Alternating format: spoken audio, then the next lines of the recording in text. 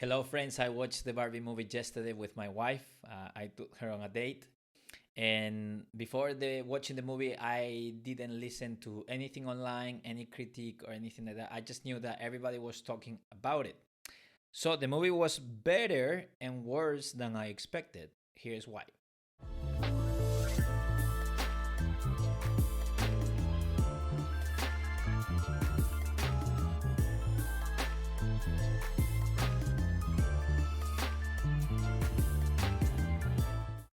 So, apologies for the delay. Some of you were expecting the episode about Andrew Tate and the decline of masculinity. Sadly, that episode won't be released until September. So, I have two episodes. Today, I have the Barbie movie review, and then I have another thing for the 15th of July, or the third week of July, half of the month. So, um, yeah, so today we have something special. I wasn't planning really on doing this episode. So, I watched the movie yesterday, 29th of July. Today is the 30th. And I'm not going to edit too much this episode. I'm just gonna keep it pretty raw. I do have some notes. I usually put subtitles and edit the weird parts. Today I'm just gonna keep it quite natural and quite raw because I won't have time to do all of that and then post this review on time when it's more relevant and people are watching it. But yeah, and just to make something really clear, I have not watched or read anything related to the Barbie movie. I just knew that there was a huge marketing campaign, a lot of budget, a lot of people were talking about it, and I decided to not have anything before I watched the movie, just for me to think through the movie and see how entertaining and how deep it was. And I wrote some notes while watching the movie actually, and then I decided to, oh, okay, I think I can do a review because I didn't know if I was going to have anything to say really. So that's why I was like, okay, let me write some notes, let me think about it, and then I felt in the end that yeah, I do want to speak to some things in the movie. I think that it could be quite useful for the community of the Philosophy in Real Life podcast and for anybody in general about values, philosophy, and the Barbie movie and feminism. Okay, so obviously there will be spoilers, and I will just refer to some key scenes, characters, things they say. So obviously there will be some of spoilers. So if you have not watched the movie, maybe you want to skip this episode, and if you have watched the movie, maybe you find it really interesting. But I have divided the movies more, not necessarily chronologically all the time, but there is some progression following the natural chronology of the movie, but more in terms of ideas that I see. Okay, so let's not waste any time. The first idea that I would like to talk about is the expansion of identity from motherhood to womanhood. And this, I'm referring to the first scene. So if you remember the first scene, we see basically little girls playing with babies, like baby dolls or babies, like artificial babies. They are feeding them, taking care of them, giving them some milk and things like that. And then what we see is a ginormous Barbie, right? A ginormous Barbie, and that the little girls actually raise their head to be able to see this ginormous Barbie, and in the end, they start destroying the babies that they were playing with, so that they could play with this new doll, the Barbie doll. That's the idea. Um, and so what I see that scene, and it can be a little bit disrupting because you see little girls literally destroying the baby toy. So I know that for some people that can be, I don't know, glorification of abortion, rejection of motherhood. You could read it that way. I do believe that a piece of art, whether it's a painting, a book, a movie, is open to many interpretations. So today I'm going to give you my interpretation. So I think that going too quickly and just take that as a just critique of motherhood, or glorification of abortion or killing babies or things like that. I think that that could be to narrow this idea of looking at that scene in that way. The way I took it is that I see an expansion of women's identity from motherhood to womanhood. What do I mean by that?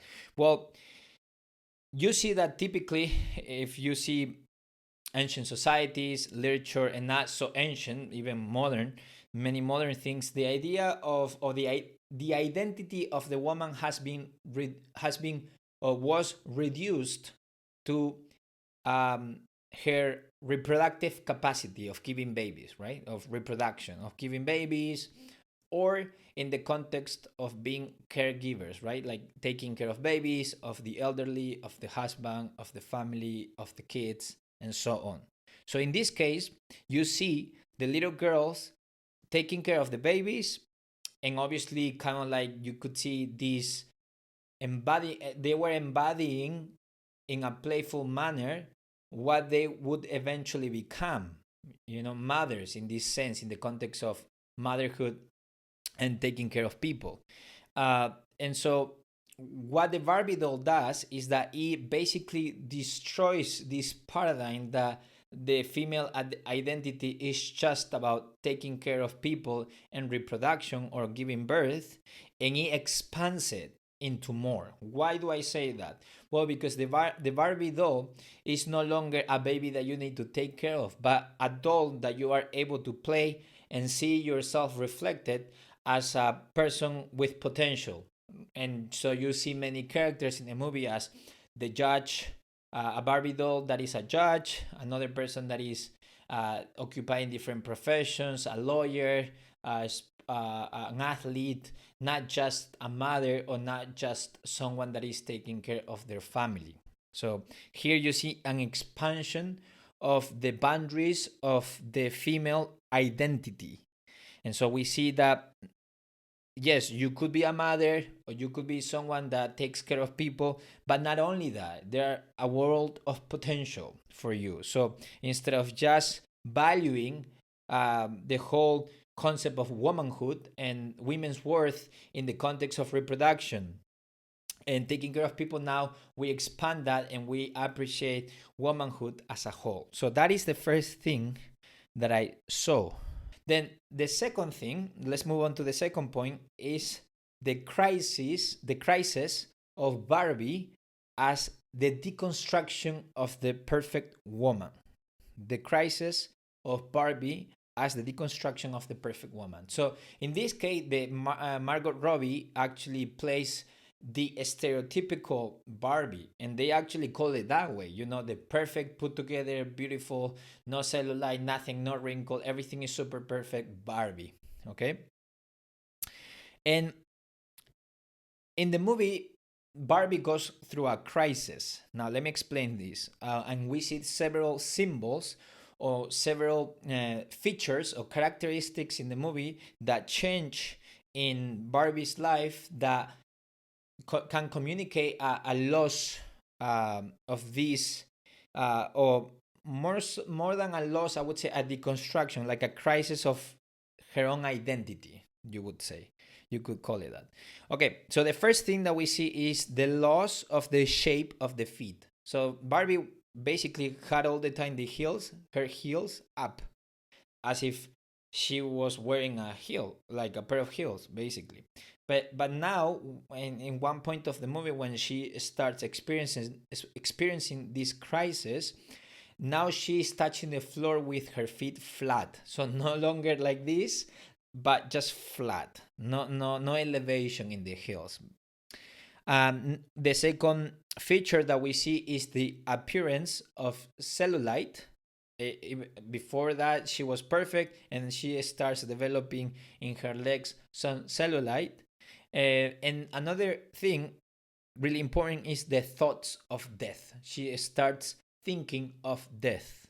And then in one scene, she breaks down, expressing how much pressure she feels to be perfect, to be ideal, right? I cannot have cellulite. I should be thinking all the time positive. I shouldn't lose the shape of my feet. That makes me look more beautiful. Like, what's going on? Like, I'm just having so much pain, so much pressure. Like, this is the I'm just in pain. I want to be perfect. That's basically the complaint that the stereotypical Barbie expresses in the movie. And so this basically is the pain of fitting the ideal, right? Like, you need to fit an ideal, a framework, a way of being that has been imposed on you, so to speak. So we see here that the deconstruction period, or this stage, if you have watched the first and second and third episode, are key. This might help you to understand even some of the words I'm using. You could listen to those. But basically, she's going through this stage of perplexity, right? Perplexity of, or deconstruction, like a lot of pain, a lot of confusion, a lot of questions, a lot of doubts. And this, in her case, is a refining pain, actually. So to speak, a pain that has the capacity to liberate her from this perfect woman type of archetype or ideal. Okay, now there is one intervention that I find really powerful and important in this case, which is Gloria. Gloria is one of the characters of the real world, because you have Barbie world all put together, all perfect, and then the real world where women are most, are not treated right all of the time. They suffer injustice and so on, and they are not perfect. They have cellulites and all of these things, obviously. And so Gloria is one of the characters from the real world, and Gloria sees Barbie, the stereotypical Barbie, played by Margot Robbie, in distress. And Gloria, with this character that is played by I think America Ferrera, I think that's her name, of the actress. And so in the movie, I'm going to read this excerpt, okay, because I find it really powerful, about this Gloria speaking, this woman of the real world, speaking to the stereotypical Barbie, and it says the following: "It is literally impossible to be a woman. You are so beautiful and so smart, and it kills me that you don't think you are good enough. Like, we have to always be extraordinary, but somehow we are always doing it wrong. You have to be thin, but not too thin. And you can never say you want to be thin. You have to say you want to be healthy, but also you have to be thin. You have to have money, but you can't ask for money because that's crass. You have to be a boss, but you can't be mean. You have to lead, but you can't squash other people's ideas. You are supposed to love being a mother, but don't talk about your kids all the time. You have to be a career woman, but also always be looking out for other people. You have to answer for men's bad behavior, which is insane, but if you point that out, you are accused of complaining. So you are supposed to stay pretty for men, but not so pretty that you tempt them too much or that you threaten other women, because you are supposed to be a part of the sisterhood. But always stand out and always be grateful. But never forget that the system is rigid.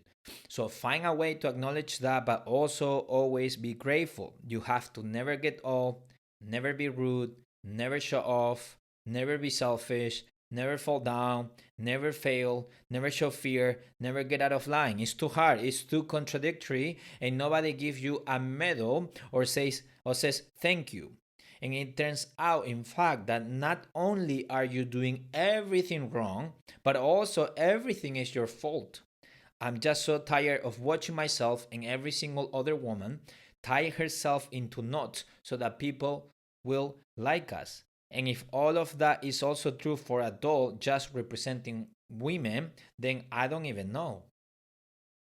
And that is the marvelous monologue or interaction between Gloria, the woman from the real world, and Barbie.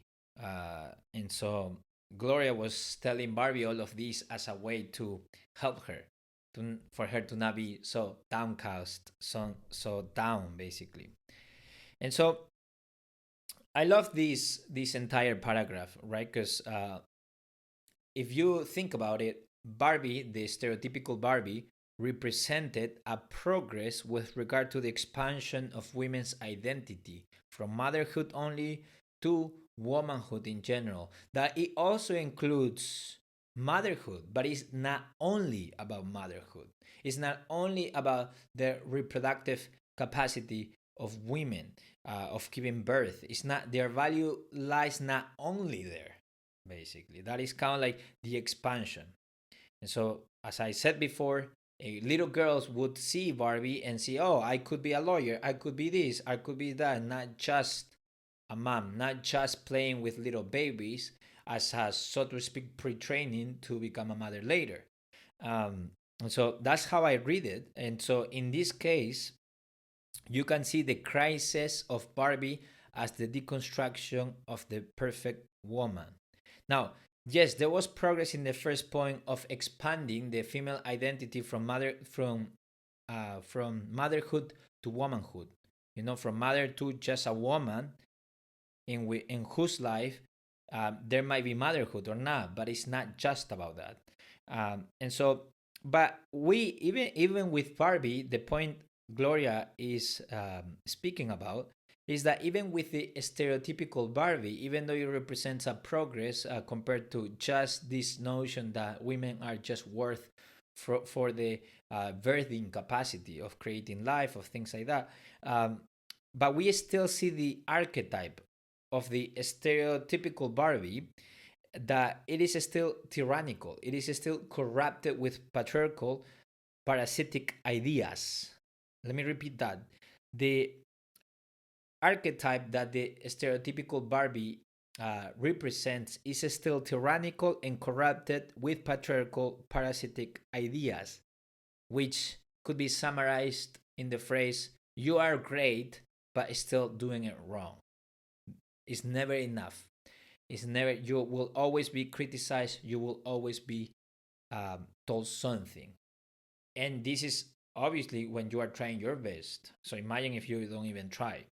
Now, and this is something that I've seen in my life, right? Because I remember my mom has been, from Peru. She has grown up with these frameworks, traditional frameworks. Not all of those frameworks or way of understanding the female experience are wrong per se, but she was surprised and she really thought that I was such a fantastic husband. And my brother Gabo and I, one day we were talking about, and I told my mom, I'm not really that fantastic. Like, I'm just trying to do my best, but I fall quite short many times, and this is what now many couples do. It's like I'm not doing anything extraordinary for doing my part in the chores or taking initiative with certain things. Like, that is just being a partner, and that should be kind of like the minimum, so to speak. But for my mom, she really thought that I was like like an insane human being in the sense of good, like an excellent, or like a saint for even just doing the regular things that we're supposed to do. Because in her context, or the way of reference, that the paradigm that she had to be able to see and criticize this reality, or to interpret the reality she was seeing, she thought I was going the extra mile, because men in her time didn't do much, and women worked, and they were also expected to be the main person in the house taking care of everything, so two jobs at the same time. um and so that's something that I saw with my mom's comment about how incredible of a husband I am, or also with the kids, like with Aiden, we only have one. And so sometimes I go outside and I have the stroller, and I am with Aiden, and sometimes I could receive compliments like, oh, what a good father, and things like that. Obviously, this is changing, but it is true that we get almost badges of honor just for being parents. And something even my wife corrected me is that I used to say, oh, I need to babysit Aiden. It's true that in Spanish we don't really have like difference per se, because you just say cuidar, which is take care of your kid. But in English, you have babysitting and parenting. And so I would use babysitting to refer to my child. And my wife's like, no, no, you're not babysitting, you are parenting. It's your role as a father. And she was right.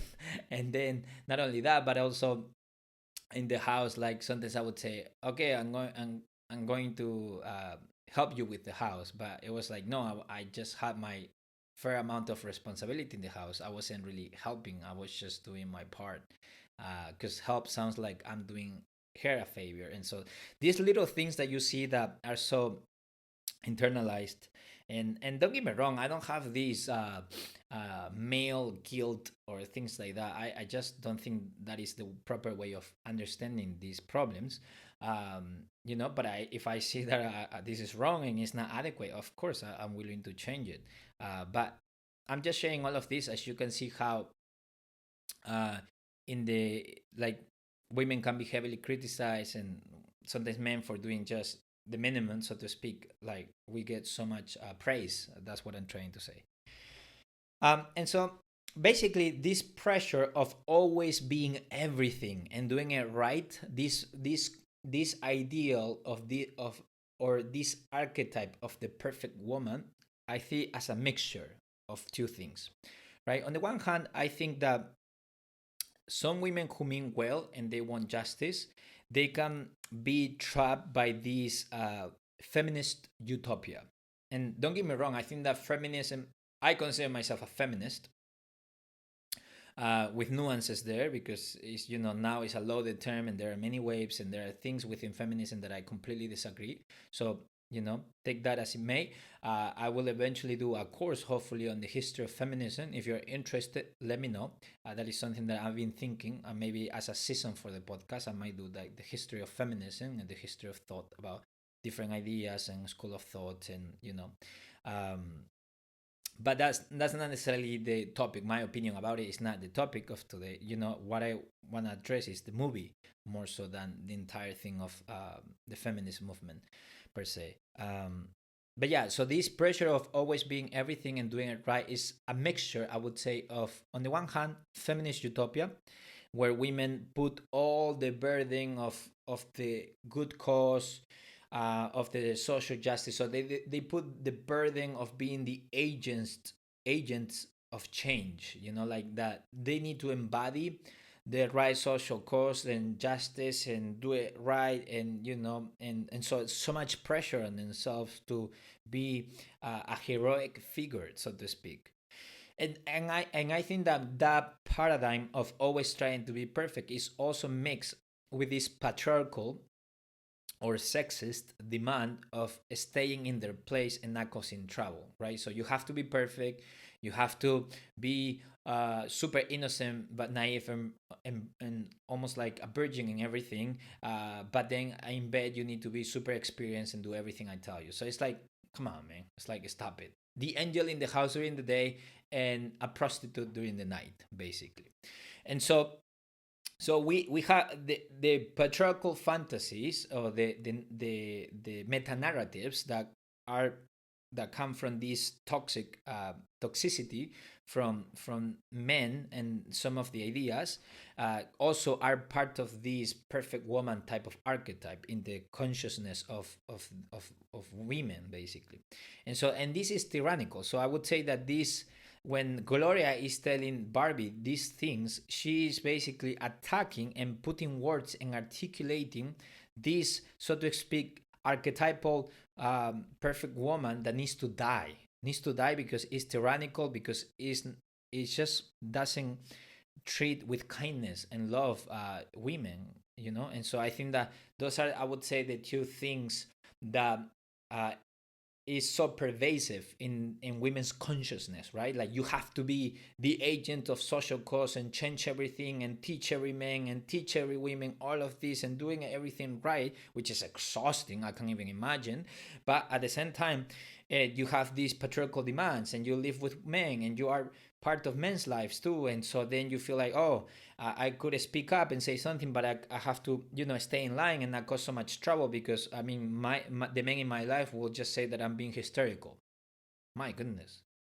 So I would say that so that's why I'm saying the symbol of womanhood, or the conception of womanhood in the collective consciousness of women, is this mixture of the perfect activist that embodies all the right values, and the not so loud men's partner that has to stay in line and not cause much fuss about anything. And so, yeah, this idea needs to die. And so basically, she loses what I have called in one of my YouTube shorts, and in the first 3 episodes, I definitely encourage you to watch it. She loses what I call the first naivete. Well, I don't really call it like that. I just think that she's going through that. The first naivete was Paul Ricoeur talking about Kierkegaard, talks about the first naivete and the second naivete. The first naivete is when you see the reality through naive lenses. Everything is perfect. Everything means well. This is awesome, and so on. And then you start seeing the cracks in your world, that the images that you have about life, reality, your life, the partner, your family, is actually not that way. And so then disappointment, pain, betrayal, treason completely destroys this beautifully Barbie world of fantasy that we have in our minds. And so then you are left with bitterness, pain, and tears. And so with that, then you go through this pain, which is a refining pain if you know how to absorb that moment of wilderness, of chaos, of doubt, of perplexity. Then if you are helped in that process, then you go to the second naivete, which is a place of harmony, where you come to terms with form you, but from a place of love, from a place of peace, from a place of, hey, I see all the darkness here, but I also see the light. And so that is the second naivete. You come to terms with yourself, with other people. You still see the patriarchy, the crazy standards for women and all of that, and still you are capable of loving men, of loving women, of loving children, of loving motherhood, of loving all of that. Tremendo, tremendo. This is tremendo. So that is the idea. So she's going through this. She loses this first naivete through this pain, and so she's going through that. She's grieving the loss, the burial. She's burying this archetype of the perfect woman. It's not working anymore. It doesn't answer to life problems. So that is the key idea here. Two characters, I would say, are expressing or embodying this movement from the first naivete to the second naivete in Barbie's, the stereotypical Barbie Margot Robbie character. So you have Sasha, who is the Gloria's daughter, and then you have Gloria, who is the woman that is telling her all of this to encourage her to start putting so much pressure on herself. And so Gloria and Sasha are part of the real world. They know the bitterness, they know the betrayal, they know the pain that many women go through. So I would say that if you see Sasha is super bitter, super disenchanted with the world, full of bitterness and lack of forgiveness and lack of love towards the enemy. In Gloria, you see a more character that is almost reaching harmony and have more compassion, even though she sees the problems. And so you see Sasha and Gloria, I would say, as if we look at it from the psychoanalytic point of view, that Sasha would be the part of Barbie's consciousness that is going through this perplexity stage, and you would say Gloria, who represents the voice of womanhood that is more mature, that is less naive, more mature and more loving, and is almost reaching harmony. And I think that Sasha and Gloria, I would say, is the voices that many women have in their inner being while going through this first naivete to second naivete, or from this place of deconstruction, perplexity, brokenness, and pain to a place of harmony, of coming to terms, of seeing larger unities with everybody. That is the idea. Okay, so basically, both Sasha and Gloria reflect the moral and psychological journey of the stereotypical Barbie from deconstruction to reconstruction, almost. Okay, so that is kind of like the second point. So now let's move on to the third point that I see in the movie, which is the reconstruction of Barbie as pure human potential. So we see here, like I would say, like spiritual progress in the stereotypical Barbie, and now she is more in touch with the fountain of life, of energy, of eros, as pure human potential, as somebody that is able to self actualize her wishes beyond just being a mother or the perfect woman. So the voice of her consciousness is no longer this perfect feminist utopia of being the perfect activist, nor the patriarchal type of ideal of, be in line, do what I'm telling you, and you have to always be perfect, look beautiful, and that's that. So she moves beyond that.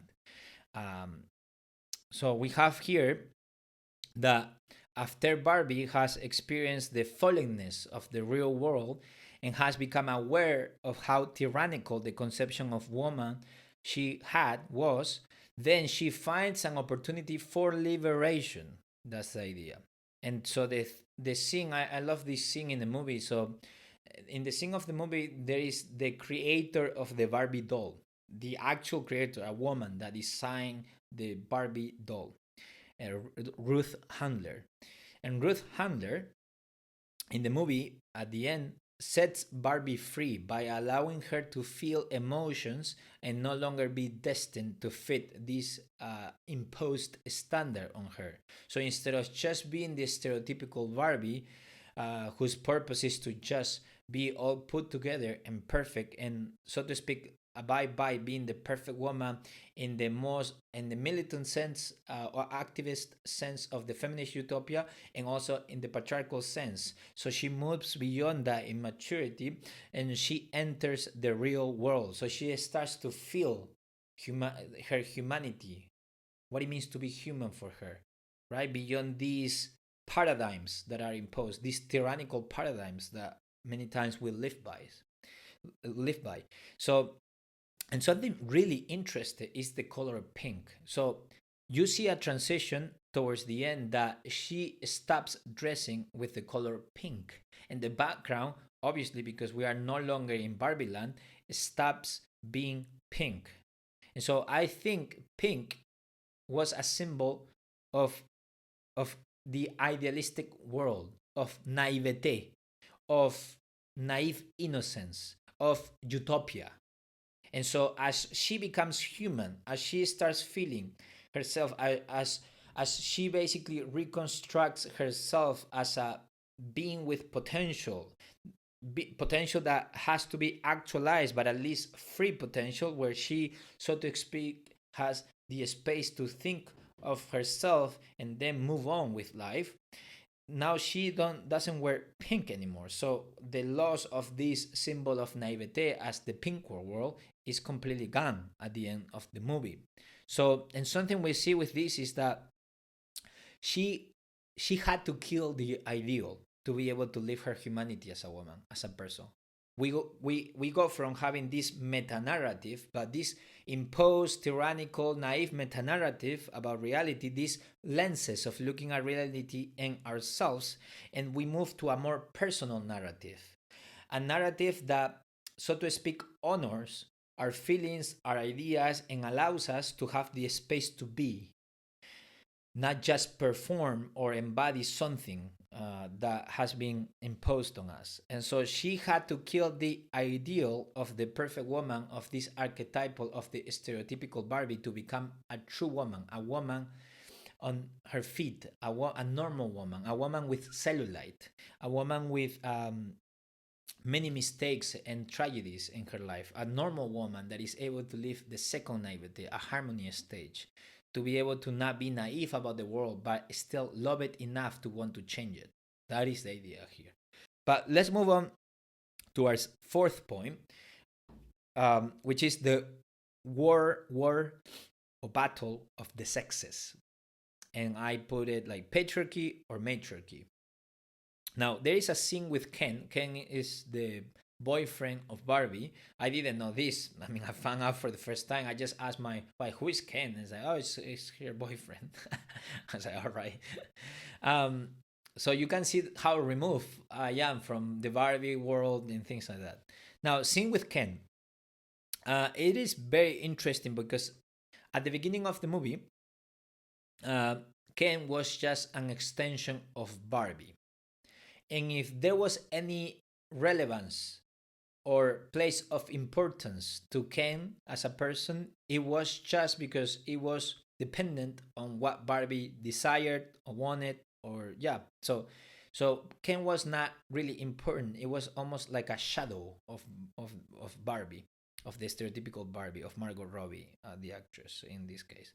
Um, and but at the end of the movie, what you see is that the stereotypical Barbie, or the Barbie that has now reached this second naivete, basically told Ken something along the lines of, "You are no longer an extension of me. You need to figure out yourself on your own." And she even apologized to him for treating him that way, like as an extension. And so here is very interesting because Barbie, in this case, liberates Kent, his boyfriend, of being an extension of her, uh, and and basically she equalizes, or she places Ken as a person at an equal playing field, basically at an equality level. And she says something really nice, which is, not every night needs to be girls' night. I think that's tremendo. That's a great part. Not every night needs to be girls' night. And that was the way of expressing, because she was having girls' night every time before, and Ken was just there, as an adornment, basically. Um, and it's basically like, you have a place of importance in the world. It's basically what she was trying to say there.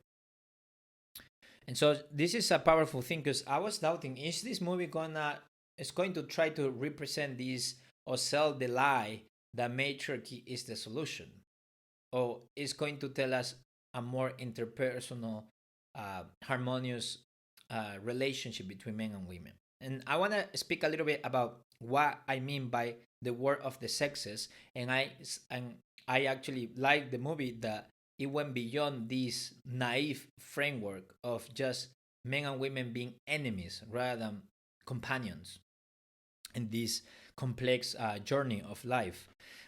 So when I am talking about war of the sexes, I'm talking about the extrapolation of the Marxist framework of reality to the sexes. Now, in some feminist philosophers, who I completely disagree with, they portray the relationship between men and women as war, and that there's no hope for peace or a way of collaborating together in this world, but rather just conflict and war. And even some feminist philosophers that are even more radicalized, that I obviously don't agree with, they thought that the only way of overthrowing the patriarchy was lesbian relationships, or homosexual relationships between two women, so that they don't support, or they are not part of the life of men. And so you can see how radical and crazy that sounds.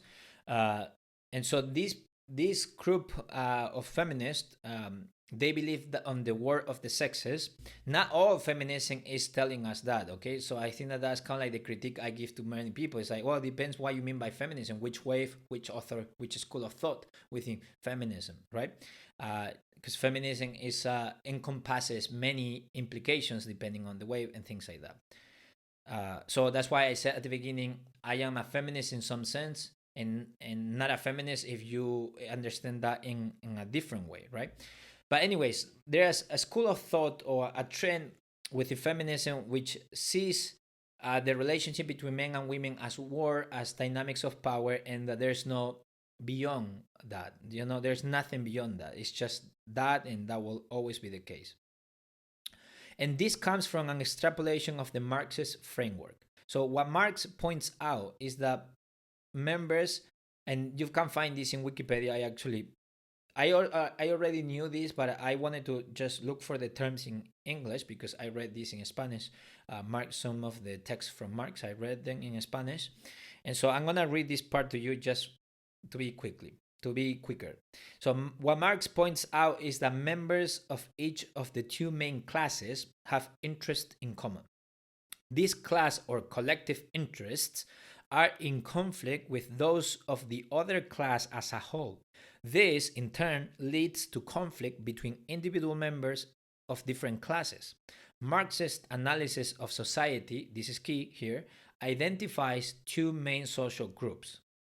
Okay, so the labor and capital, or the proletariat or workers, and the second class would be the bourgeoisie or capitalists. Okay, so in the first group we have the following, right? So the labor includes anyone who earns their livelihood by selling their labor power and being paid a wage or salary for their labor time. They have little choice but to work for capital, since they typically have no independent way to survive.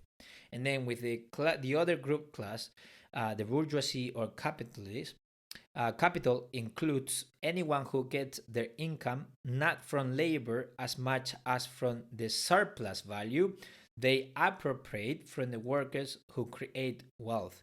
The income of the capitalist, therefore, is based on their exploitation of the workers or the proletariat. So, in this case, basically, is the surplus or la plusvalía in Spanish, is basically that for the capitalists to accumulate wealth, they need to pay you they need to get more benefit for the hours that you are working than what you are getting paid, basically. And so that is the exploitation. Now, I'm not gonna get into economic theory or ethical Marxism, and if I agree or not, that's not the point. The point is that the feminist group that thinks that war of the sexes is all there is, and that we are at war, and that the relationship between men and women is better understood in terms of asymmetry of power, and that's that. Well, obviously, are extrapolating or basically using the Marxist framework for economic and the classes in the societal structure, extrapolating that and applying it more to men and women. So in this case, women would be the oppressed, the proletariat, and men would be the capitalists or the bourgeoisie that is taking advantage of the value that women provide and exploiting them. Basically, that is the idea. Obviously, I don't believe that that relationships should be predicated on power, and I don't think that power is all there is. I think that sadly that happens all the time, and I'm not saying that this is not the reality for in many societies and for a lot of people, and still in many places of the Western societies. This still happens, even though in many places there might be equal legal laws and things like that, but that doesn't necessarily imply that in praxis that's the case, you know. And so I hear many reports of friends, women, and their stories, and clearly I'm like, whoa, I don't deal with that.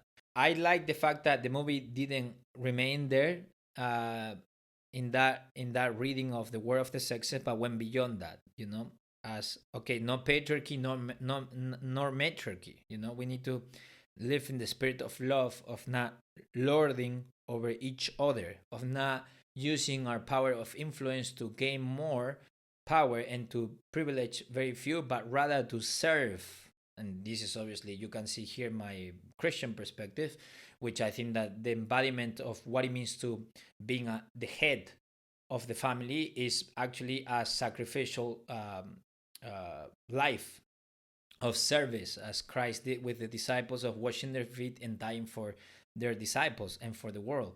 And so I think that if you want to be a person of power, a person of influence, a person, be the greatest servant ever to everybody, and not use your rights and your power and your influence as a way of exploiting people, but rather to serve them, to make them better, bigger, healthier, and bless people with what you are given. That's where I'm coming from. But anyways, yes, so that's that. Not every night needs to be girls' night. So here, War of the Sexes, Patriarchy, Matriarchy. I think that Barbie in the end doesn't portray that. It seemed to portray that because, you know, it was Barbie land.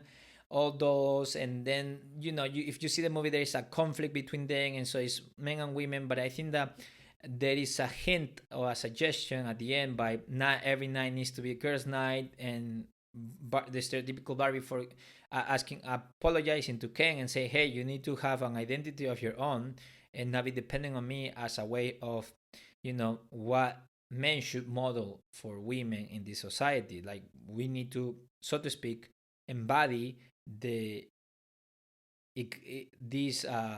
spirit of equality with regard to women, as Barbie does with Ken. That's basically the idea. And this is also hinting at the notion that feminism is not about equality for women, but also equality for men, because men have these scripts, these monologues, this belief about the archetypal men. And this we'll see this more when I do the Andrew Tate thing. I will speak more about the male social symbol, or how we understand manhood as well. But yeah, so you see this, that even this idea that men have to always be, I don't know, as some people put it, stoic or put together, or always having the answer, always performing, always competing, and things like that. It can be exhausting. And also tyrannical. So the idea is that feminism is not just for women, but also for men's problem. I do have a pet peeve with that, to be honest. I don't think that, even if they try to be also for men, I do believe that men would benefit a lot from having equality, because they will also eliminate bad beliefs about what it means to be a man. But I think that there are unique problems that if you do not prioritize men from the very beginning, in the sense of, okay, let's try to understand why men are killing themselves more often than not, compared to women, or why men are dropping out from school and just not doing well and giving into addictions. I think that it could be too easy to say, oh, okay, feminism can fix that. I think that's a little bit dismissive. I don't think that's the case. I think that each case needs to have its proper attention. That's what I believe. And I think that feminism has focused very well on women's issue, but I think that trying to be all for everything and for every cause, I think that's too much for any social movement, to be honest. Okay. Now, number 5, I want to speak about what do we go from here. And this is perhaps a little bit of, not critique, but I would say some suggestions for everybody who have watched the movie and like the message, or agrees with the message, or resonates with the message. I want to pose this question to you. Where do we go from here? And what I want to speak about is that I want to defend the idea that we need to go beyond feminism. And oh my goodness, don't cancel me, okay? I'm going to explain what I mean by that. Now, feminism is trying to level the playing field between men and women, equality of economic, political, legal opportunities, as a way of securing women's freedom, right? As a way of having a fair chance at life, a fair shot at life. But something, and that's why what I'm trying to say is that feminism is a means to an end, okay? A means to an end. Meaning, once you have the societal structures that have, give you equal rights, and for the most part, I'm not saying everywhere, we need still a lot of work, in helping women's rights and helping women in general. But once you reach a decent amount of equality, but even if we were to achieve, an ideal utopia that we are completely equal, then feminism cannot really respond to what is the good life, what is a life worth living, the value questions of life, what is the meaning of life, what is the purpose of life. And please don't say, I don't want comments saying like, oh, life has no purpose, why does it have to have purpose? Please, it's like, stop it. So if you don't know why I'm saying that, watch the first 3 episodes. You cannot live with a purpose. That's a complete lie. That's garbage. That is the lie we've been told in modern times, that no, you don't. Why do you need purpose? You can just do whatever. No, if you listen to those episodes, you will realize what I mean by that, and which that is an illusion. You actually live through a conception of the good that is your highest purpose in life. So there's no needing a life purpose. That's not true. Now, it is true that oppressive structures, tyranny, can make it really difficult to even self actualize or even to have the space to be and think of what is the good life. Yes, that's why we need to fight for equality and to reduce and minimize the tyrannical aspects of our society. So I do believe social justice is super important to as a vehicle to allow this space for people to actually think and live their lives. Now, but I'm saying that feminism is fighting for equality. So once you have that, then there is more than feminism, which is the question about the good life. What is the life worth living? What are we here for? And you're gonna say, oh, just equality. No, because equality is instrumental. It has a means to an end. It's instrumental to allow women to have the space to not only think about those questions, but actually live or embody the answers to the question of what the good life is. So yes, but it's instrumental. It's a means to an end. That's why I'm saying we need to go beyond feminism. And I'm saying this especially because now it has become really popular, what some people call choice feminism. Now, what does choice feminism mean? It means that as long as a woman, all empowered, decides to do whatever she wants, then that's fine. If she consents it, if that makes her happy, and that, then it is good. That is a proper way of embodying the freedom that feminism gives you.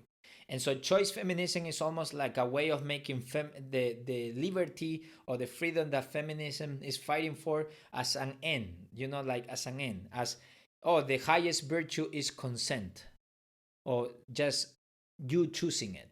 And I think that's not true. And so you could also see some of my clips on consent, because consent, there are boundaries, ethical boundaries of consenting. You can consent to the wrong things, to immoral things, and just because you consented, that doesn't make it right. Same thing with you consenting to becoming the slave of somebody. In many constitutions, that is not allowed, because it is interpreted by many people that,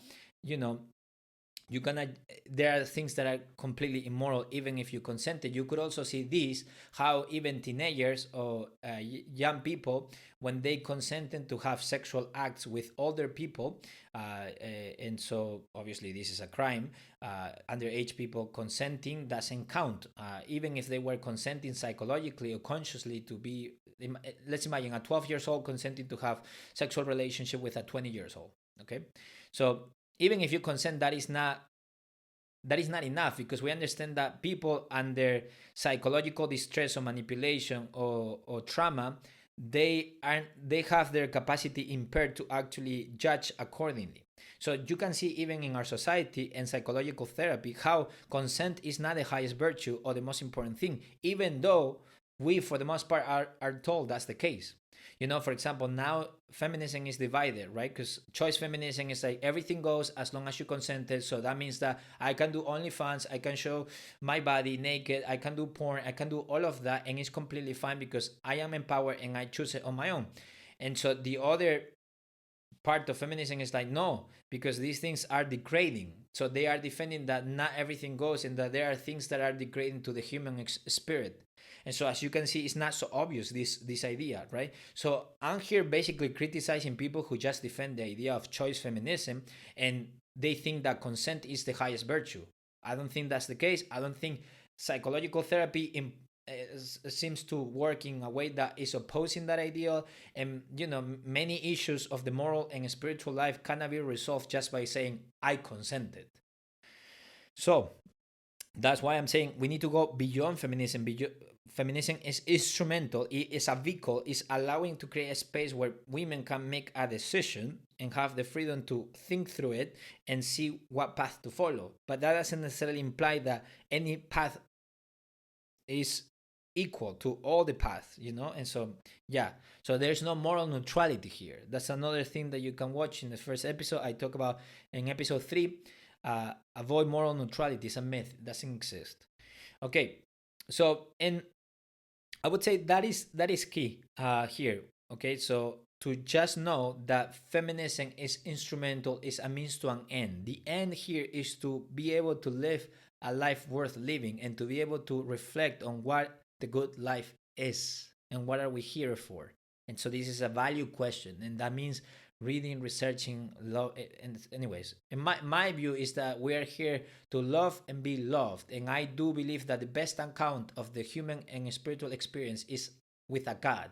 And I understand it in the Christian terms. That is, I'm just telling you all honestly where I'm coming from. But I would say I'm not just, even if I have spiritual reasons that I live by, that doesn't negate my argument here, because I'm not using the biblical text as a way of defending my position here. I'm just using the philosophical argumentation of appealing to your reason and showing you examples that we live by. And I'm showing you how choice feminism, or this idea of feminism as an end, doesn't work. It doesn't work in many ways. And so we need to go beyond that. However, it is necessary. I think that is a net positive. What happens, even though you still find these trends that are completely radicalized and that I completely disagree with, as I'm telling you here. Okay, so let's move on to point number 6, which is a word. I want to say something, a word to my right-wing friends and Ben Shapiro's critique of the movie. A word to my right-wing friends and Ben Shapiro's critique of the movie. Now, I say Ben Shapiro because this I watched this after taking all my notes, by the way. So I already had my script and what I wanted to speak about, and then I my wife told me that there was this long Ben Shapiro critique of the Barbie movie, which obviously I already knew that Ben Shapiro wasn't gonna like the Barbie movie. I was expecting that, but I definitely did not expect his review, the way he did it, how emotional he was while doing it, and yeah, and I think it was a pretty bad review of the movie. Not in the sense, okay, I'm not saying that it was bad his review for having a bad opinion about Barbie. I'm just saying, even methodologically, the way he tackled the movie and the choice of elements that he kind of like became so obsessed by, or he was obsessing over certain elements of the movie that I was like, whoa, like I think he missed the point, in my opinion. And so, but anyways, so as you know, um, I think that Ben Shapiro's review of the movie show how much Ben cares about his feelings and how much his feelings constitute his facts about the movie. You know, Ben Shapiro is very well known by his slogan or famous saying of facts don't care about your feelings. Facts don't care about your feelings. I have a lot to say about this because facts do not interpret themselves. And when it comes to value questions or political questions, there are no facts in the scientific sense, but rather interpretations about the world and the facts. Because if we talk about facts, it's because we care. Listen to this, because if we talk about facts, is because we care with our feelings too. The giving some facts a place of importance is the result of caring about the way we feel about those facts. So the selection of facts as something important to then use for an argument is because those facts are speaking to us emotionally somehow, like as a moral sentiment. We see, oh, those things are important for this argument, for this interpretation of reality that I'm having. So this idea that facts all of a sudden interpret themselves is a lie. And so yeah, so, and you know, to Ben Shapiro's credit, I'm not a comedy guy. I don't really watch comedy. I like drama. Surprise, surprise. You know, I'm a sad soul. Um, and it is true, I was expecting, you know, the Barbie movie to be more entertaining. I didn't feel as entertained. I think that the the symbols, the colors, the staging of the movie, some of the acting scenes and things like that, I think they were great. I didn't feel this entertaining element as much, even though it was intended to be comedy. That I agree. Um, but again, I'm not a good person to judge the quality of a comedy because I really don't laugh about many things that people tend to laugh about. So yeah, so I'm recognizing there my limitation to judge the quality of the movie in its comedic element. Now, something that I want to say is that the movie does use absurdism and hyperbole as a way of portraying ideas. Let me repeat that. The movie uses absurdism, or this idea of absurdity, of exaggeration to the point of being absurd, and hyperbole and exaggeration as a way of portraying ideas, right? Because exaggerating is a didactic tool, right? When you want to get a point across, sometimes you use an extreme example to show a degree of truth that your reality holds with regard to that exaggerated example. So the extreme is showing something in a lesser degree of what I'm experiencing. It's basically the idea. Now, again, I'm not really a fan of those movies because I don't understand it. I like more in written, some examples in written. I like it more when I'm reading some essays. Chesterton, for example, in his essay, he uses this hyperbole at times, but I do find him funny. Anyways, same thing with, I think, Pulp Fiction, famous classic, also tries to use this absurdism and they say that it's the intellectual type of movie. I think I was bored to death with Pulp Fiction. So I'm very transparent. I'm very raw. I'm not gonna tell you I like something just because I'm supposed to like it. So no, I'm telling you the truth. I wish the movie was more entertaining. It wasn't, in my opinion, and it's not really a movie that I would watch on my own. I even didn't know anything about Barbie before this, just that it was a toy, and I didn't even know that there were many Barbies. I thought that the stereotypical Barbie of blonde and white was the only thing there was.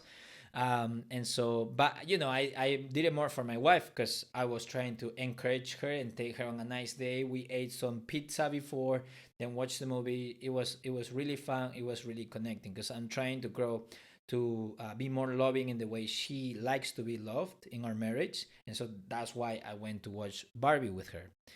She actually didn't know I got the tickets, and she was surprised and happy. I'm still happy I watched it though because it helped me understand more about this issue.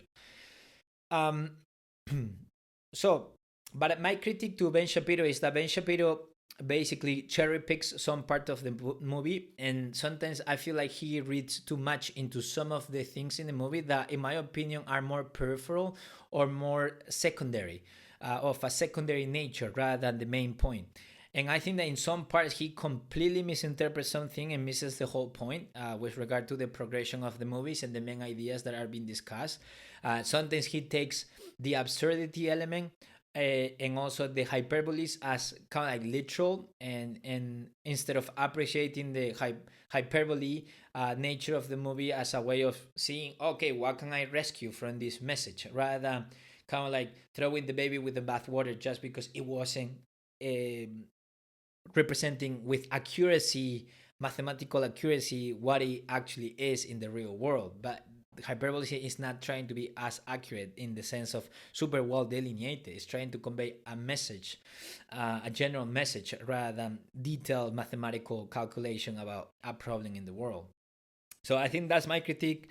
And something I see is that he takes the ideas being portrayed already as a way of, oh, let me go to war and let me destroy these ideas, let me destroy this, and so there is either good or bad, and for him it's completely garbage, the movie. So if you want to watch the review, you can. um, I don't think he said something insightful. I think it's just more political criticism that is expected from right-wing people. No degrees of nuance, in my opinion, about what could be rescued about the elements in the movie. And I feel like, and this is something I want to say to my right wings, because I think that Shapiro is almost the archetype of many of the collective consciousness of people on the right. Okay.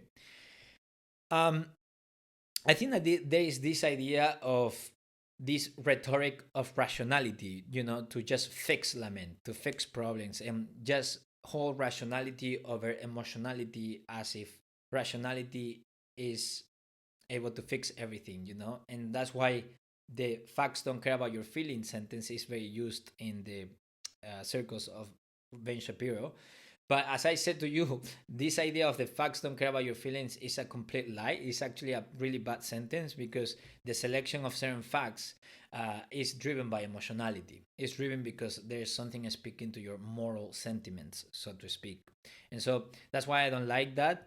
And this rhetoric of rationality is always accompanied with this hostility, or this type of like, how stupid are the left-leaning people, how silly, how, you know. And so it's not, in my opinion, it's not fostering a spirit of dialogue, a spirit of love. I think that at times Ben Shapiro embodies, in my opinion, more like a bullying attitude of the smart guy in the classroom, rather than actually a person that is creating bridges, using his rationality as a way to serve everybody, and not antagonize so much with the otherness, with the other person that doesn't think like you. And I, as I said in a previous episode, I do believe that the highest form of tolerance and love is the dialogue with the otherness, with the person that does not think like you, that thinks the complete opposite. Um, you know, to the left-leaning people, Ben Shapiro and Trump would be the radical otherness that is hard to love. To the right-wing people, it would be AOC, or I don't know, some radical lefty. And so but I believe that that is the true form of tolerance. People talk about tolerance. No, that is the true form of tolerance. Speaking and sharing the table and eating with somebody, that is completely outside of what you think is correct. And if you want a good example of that, you can read the Gospels, and you can see Jesus sitting down with people who were completely militant, trying to overthrow the Roman Empire, who were assassins, also with in the same table eating with people who were tax collectors, which were the people, it was basically the IRS for the Roman Empire. And so they weren't liked by the Jewish community. And you can see Jesus talking to the outcasts, to children, to the widows, to women who were, a secondary type of citizens, second class type of person in the patriarchal societies. And so you see all of that, and talking to prostitutes. And so that is the true otherness. Jesus was capable of sitting down with AOC, with the most radical person on the LGBTQ community plus whatever, and also with Trump and Shapiro and Steven Crowder and all these people. Like, Jesus was able to sit in the table with everybody and speak truth in love, because one thing is what you believe, and the other thing is how you express your belief, right? I could have the belief about something and express it in a loving way, or I could express my belief putting posters in the street saying God doesn't love you because you are homosexual, I don't know, something like that. So as you can see, one thing is the belief you have, and the other thing is how you express it. And I believe that the most loving way to express belief and be vulnerable with the otherness is dialogue. That's the hardest thing. All right. So yes. So my warning to people on the right wing is stop using this rhetoric of rationality and hostility and thinking that you are enlightened as a way of being dismissive with what many groups are saying about their pain. If a bunch of people, black people, is telling us, hey, we are being oppressed, there are problems, or if women are telling us, hey, we're suffering with this is not fair, we should listen. At least we should listen. Now, and so with this, what I'm trying to say is that do not fix lament. Try to, even if people don't say all the right things, instead of you quickly with your rational rhetoric, try to use that just to destroy the argument, just to prove yourself to be right, and how rational and how facts don't care about people's feeling. Instead of doing that, the idea is to actually, no, let me listen to the otherness. Let me listen to the other people that I don't agree with, and let me try to see what elements I can take as good criticism and how I can create bridges of love, bridges of harmony. So don't try to be the smart guy. We need to get rid of that way of talking to people we disagree with. Now, I also disagree, on the other hand, with left-leaning people on this, because sometimes they say that, if you are not part of the minority group, you should not speak of their issues. I don't agree with that. Because if we do that, we are reducing the discussion of truth and pain and lies, and we are just putting a huge boundary and becoming tribal. And all of a sudden, that implies that if you that the person that suffers these X, Y, and Z is the person who has the monopoly of truth, and that is not even the case, because people who suffer trauma many times are less equipped to make sense of their traumatic experience and to be able to articulate and adapt to the world in a proper manner. They usually develop a lot of coping maladaptive mechanisms, and they are not able to distinguish between a benevolent person who is not trying to oppress them and a malevolent person that is hurting them. And this, for example, happens to women who have had sexual assault, who have been sexually assaulted or raped or emotionally abused for many years. They are not capable of distinguishing between a good man and a bad man. And so that's what I'm trying to say, is that pain or just being part of the minority group who has suffered oppression does not give you the monopoly of truth. And we should be and we have something that is, we are able to have dialogue to be able to create bridges of understanding. However, we should not underplay the role of experiences, because experiences do give you an insight into reality that is very hard to comprehend when you don't have that experience. So I think we should keep this tension between recognizing and honoring the experience of people and their pain, and not being dismissive or not try to intellectualize their emotional pain and just fix them. But at the same time, we should not fall into the other mistake of, oh, you cannot say a word or you cannot have a proper discussion or an ethical discussion if you are not part of this minority, because then you are making the truth or the discussion about the truth depending of whether or not you are part of our tribe. And so it becomes truth that is tribal. And so then you are actually impeding or creating more limitations for understanding, because it gives you the sense that, oh, if you have not experienced this, you cannot understand me. Then, well, okay, so let's just be at war. If there's no capacity for understanding because I have not experienced that, then yeah, it's all about power. See the implications of that. It could quickly become just about power, because, oh, you have, the white person has not experienced the oppression of the black person, or the man has not experienced the oppression of a woman. Then let's just be at war because there's no possibility for understanding. But that's not true. There is possibility for understanding. We should just, again, be able to sit together and have conversations. That's the idea. Okay, yes, and I'm saying this because I think that you don't even have to talk about oppressed and oppressor and these societal problems. You could even think of, as an example of what I'm saying, you could even think of just the dynamics between a couple. And so how difficult at times is to convey emotional pain and to be able to understand the other person. I remember I had a fight with my wife 3 weeks ago, and I really, really hurt her feelings. I was feeling overwhelmed. I experienced a situation where I felt like she was the culprit, and I was feeling really overwhelmed, and I mixed all of those emotions, and I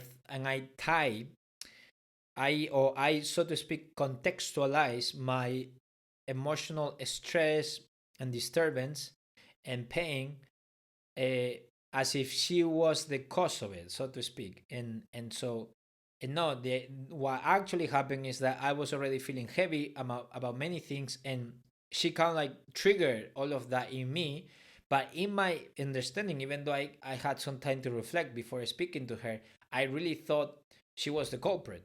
And then when I expressed my pain, the way I did it was really emotional. I let myself be controlled by my emotions, and I express it in a very dismissive, angry way. Um, and then she felt really, really hurt. And so we talked. I apologized. She expressed her hurt more. Um, so after a couple of days, we started talking again, just to see how she was feeling and why she was feeling the way, like, because I could tell there was something unresolved, that I was missing something from the picture. Yeah, I could tell that I was missing something from what went down. And so we talked again, and she basically expressed that, oh, I don't think you realize how much it hurt me what you told me. And so we start, and she expressed a little bit more. I tried to understand a little bit more. I was, instead of just rushing ourselves into apology and moving on, I asked her more questions and gave the proper time to understanding what went through her thought process, how she felt, and also sharing my side as well. And then I realized why she took it the way she took it. So what I'm trying to say, and with this example, even in our in our marriage, my wife and I, that we've been married 6 years, and we are pretty much, we've been friends since we were 17. I'm 29, and I'm one of the lucky guys, who marry their first love. And so my wife is my best friend, is my lover, my companion. I love her to death. I would do anything for her. So even having the best intentions of having this relationship work out, and even talking through the problem, even with all of those good conditions for reconciliation, even then, sometimes it is still very difficult to understand one another. So can you imagine if we don't even have the patience or the disposition to hear the otherness, to listen to the otherness? Well, I mean, there's nothing then, just word, just antagonistic behavior, hostility, and bridges burned. And so that's what I'm trying to say. Even with the best of intentions, with somebody that you want in your life, that you care about, and all of that, even then it's quite difficult at times to express our inner hurts and to comprehend one another. Can you imagine somebody that doesn't even care about the oppressed, or the oppressed feeling so hurt that is, not willing to talk and things like that? So I'm saying, it's not, there are no shortcuts. It's not easy. It's very complicated, but the alternative is worse. And that's why, to my right-wing friends, what I want to tell you is that I know that when you hear the word feminism, you are triggered. You don't want to know anything about it. You think that they are destroying the family and the kids and all of that. Yes, I understand all of that. I share some of your concerns, but please do not be so quickly to dismiss something. Like, try to ponder and sit down and share the table. And I think that the best way to practice this is to read the gospel. I think that, even if you are not religious, by the way, I think there is a lot of utility in seeing Jesus. I do believe that, we're spiritual beings, but obviously, I know many of you are in your journey, and at some point we'll tackle those ideas from a philosophical perspective. Um, but yeah, so let's share the table. Let's have dialogue, true dialogue. Not, let's not use the rhetoric of rationality to be the smart guy in the room. Like, that's just silly, to be honest. It sells well. That's why Daily Wire has a lot of people, and Jordan Peterson joined in a couple of months ago. No, 6 months ago, and I listened to Shapiro, and Peterson is still up to today. Because to me, again, people are equal, ideas are not. And many times I listen to ideas more to assess them and see what I can learn. And many times I reject 50, 70%, and I keep 20. And so I even try to practice this with people I disagree with. But I do believe that we need to foster a community of dialogue, true tolerance, not this tribal tolerance that I'm only tolerant when it's convenient for my own pocket, or for me, or for my position of power. And and so, anyways, I just think we can do better than that. We can do better than that. All right. So, wow, that was a rant. My goodness, with these points. Okay. All right. So, next episode. For next episode, I'm going to speak about, since it's August, and I know that many of you are going to start university, college, school, or just you want to structure your cycle, your next year, or whatever. You maybe were on holidays, now you are starting work, starting the routine. And so next episode I will be sharing a little bit about my methodology when reading books, how I read books, how I make the most of it, and make the most of them, and so on. So that's kind of like the next episode. And then September, that's when we'll have the episode on masculinity and Andrew Tate. I'm sorry for that. I know I told you it was gonna be this episode. So yeah. And again, I would appreciate if you could tell me what topic you want me to cover. Remember that the podcast is available on video on YouTube, and also on audio. You can follow me on Instagram, TikTok. I share clips about different episodes. Maybe you see one clip and you see then the reference to the episode, and then you want to listen to that episode. Remember, I'm on social media: Facebook, TikTok, Instagram, all of that. I also have a Spanish channel where I do most of the spiritual teaching I do for my church here in Spain. And if you are interested in coming to the same church or listening in person to one of the teachings I do at my church, you could send me a message through the contact form, and I can facilitate the address, my number, and things like that. And yeah, I'm also thinking of putting at the upcoming talks that I do, in case you wanna come in person if you are in Spain. And if not, but if you still want to talk more about religion, things like that, and you have a deeper interest, you could always email me and share your question, your doubts, and I will try to help you in the best way possible. I manage. All right. So that's everything from my end, everybody. I hope you have a lovely Sunday. I know this was a more raw episode on Barbie, patriarchy, matriarchy, womanhood, manhood, and all of that. But I hope you have a lovely, lovely Sunday. Thank you so much for your attention. I do not take it for granted. And share the love, the wisdom. If you found value in this episode, share it with people. That means the world to me. And if you are so kind and you are loving what I'm doing, I would appreciate tremendously if you could leave a review on Apple Podcasts. Yes, on Apple Podcasts would work, or Spotify, wherever you can leave a review. I would super grateful if you could do that. So anyways, that's everything on my end. Adios, everybody.